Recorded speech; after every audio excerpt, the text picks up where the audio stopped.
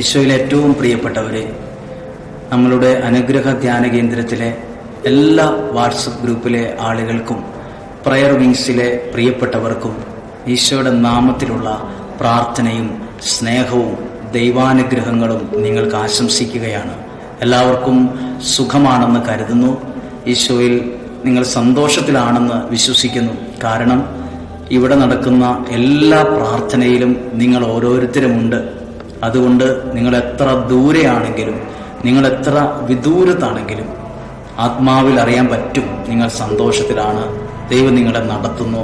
ദൈവം ഒരു കുറവും വരുത്തില്ല എന്ന് വിശ്വസിക്കുകയാണ്. ഹല്ലേലൂയ. സങ്കീർത്തനം 27:10 അപ്പനും അമ്മയും എന്നെ ഉപേക്ഷിച്ചാലും എൻ്റെ കർത്താവ് എന്നെ കൈക്കൊള്ളും. ഒരു ഭയങ്കര വാക്കാണ്. അപ്പനും അമ്മയും എന്നെ ഉപേക്ഷിച്ചാലും.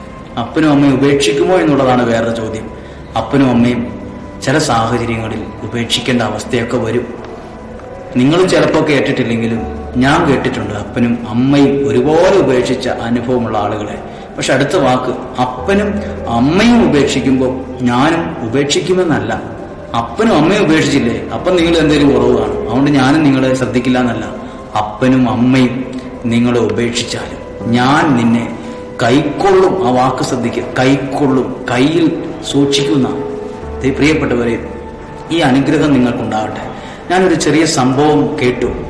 അതൊരു ബോസും അദ്ദേഹത്തിന്റെ 2 ശിഷ്യന്മാർ പോലുള്ള ആളാണ്. അപ്പോൾ അതിൽ ഒരു മനുഷ്യൻ യുദ്ധത്തിന് പോയി. ബോസിന്റെ 2 ശിഷ്യന്മാരിൽ ഒരാൾ യുദ്ധത്തിന് പോവാണ്. ആ യുദ്ധത്തിന് പോയപ്പോൾ കുറെ നാളുകൾ കഴിഞ്ഞും ഈ ആളെ കാണാതെ വന്നപ്പോൾ ഒപ്പമുള്ള ആള് പറഞ്ഞു, ബോസിനോട് പറഞ്ഞു, അവനെന്തോ പറ്റിയിട്ടുണ്ട്, ഞാനൊന്ന് പോയി നോക്കട്ടെ. അപ്പോൾ ബോസ് പറഞ്ഞു, അവൻ യുദ്ധത്തിനല്ലേ പോയത്, അപകടം പറ്റിയിട്ടുണ്ടാവും, മരിച്ചു പോയിട്ടുണ്ടാവും, നീ പോകണ്ട, നീ പോയി ഇനി നീയും കൂടെ പോയി ആ ഒരു കുഴി ചാടണ്ട എന്ന് പറഞ്ഞു. അപ്പോൾ ഈ സുഹൃത്തിന് ഭയങ്കര ദുഃഖമായി. അവൻ എന്തു പറ്റി കാണുമെന്നുള്ള ചിന്ത വല്ലാണ്ട് വിഷമിപ്പിച്ചു. ആ ഒരു സങ്കടം വല്ലാതിരിക്കുമ്പോൾ ഈ വ്യക്തി അല്പം ദേഷ്യത്തോടെയും വിഷമത്തോടെയും ബോസിനോട് പറഞ്ഞു, ആരെന്ത് വിചാരിച്ചാലും ഞാൻ എൻ്റെ സുഹൃത്തിന് എന്ത് പറ്റിയെന്ന് അന്വേഷിക്കാൻ പോവാണ്.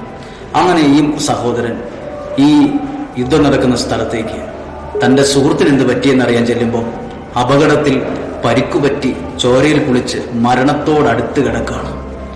അടുത്ത് ചെന്ന് ചെന്നപ്പോഴത്തേക്കും ആ സുഹൃത്ത്, അപകടത്തിൽ പരിക്ക് പറ്റിയാൽ ഈ സുഹൃത്തിനോട് പറഞ്ഞൊരു വാക്കാണ്, നീ എന്നെ ഉപേക്ഷിക്കുകയല്ലെന്ന് എനിക്കറിയാം, നീ വരുമെന്നും എനിക്കറിയാം, നീ എൻ്റെ അടുത്ത് വരുമെന്ന് എനിക്കറിയാം.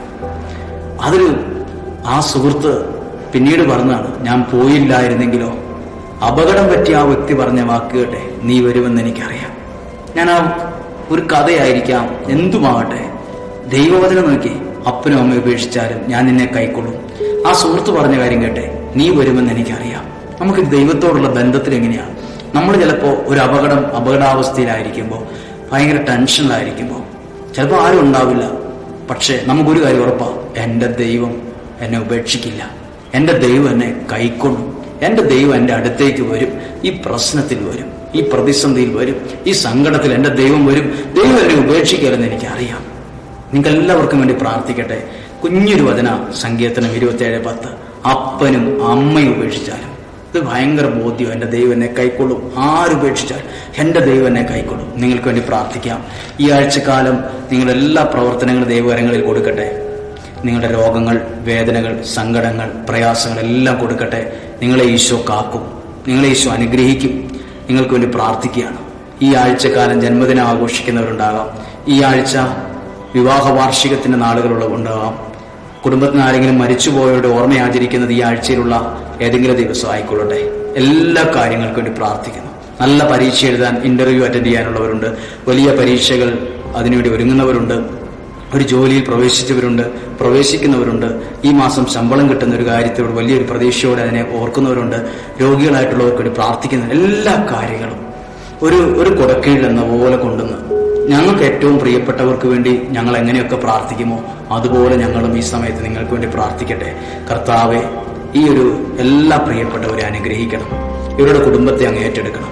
ഇവരുടെ വീടിരിക്കുന്ന സ്ഥലം ദൂരത്താണേലും സമീപത്താണേലും ഇവരെല്ലാം അനുഗ്രഹിക്കണം. ഇവരുടെ കുടുംബത്തിൽ ഭയങ്കര സ്നേഹവും ബന്ധവും കൂട്ടായ്മയൊക്കെ നിറച്ചു കൊടുക്കണം. രോഗങ്ങൾ അപകടങ്ങൾ, ദുർമരണങ്ങൾ ഒന്നും ഉണ്ടാകരുത്. പകർച്ചവ്യാധികളൊക്കെ ഭയങ്കര സംരക്ഷണം ഞങ്ങൾക്ക് തരണം. ഞങ്ങൾക്ക് അങ്ങല്ലാതെ വേറെ ആരുമില്ല, ഞങ്ങൾക്ക് വേറെ ആരുമില്ല. ഉറപ്പോടെ വിശ്വസിക്കാൻ വേറെ ആരുമില്ല. ദൈവം നീ മാത്രമേ ഉള്ളൂ.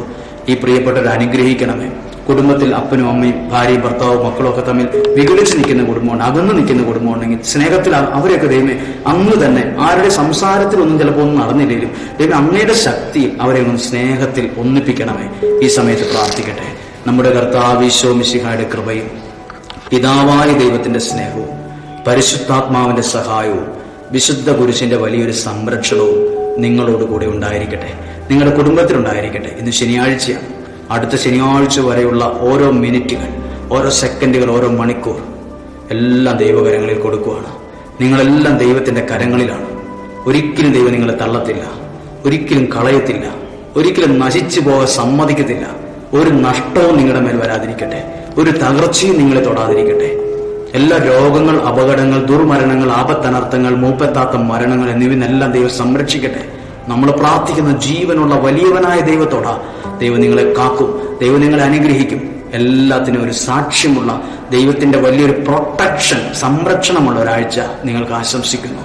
ഇപ്പോഴും എപ്പോഴും എന്നേക്കും ആമേൻ. എല്ലാവർക്കും സ്നേഹത്തോടെ ഈശോ മിശിഹായ്ക്ക് സ്തുതിയായിരിക്കട്ടെ. ആമേൻ.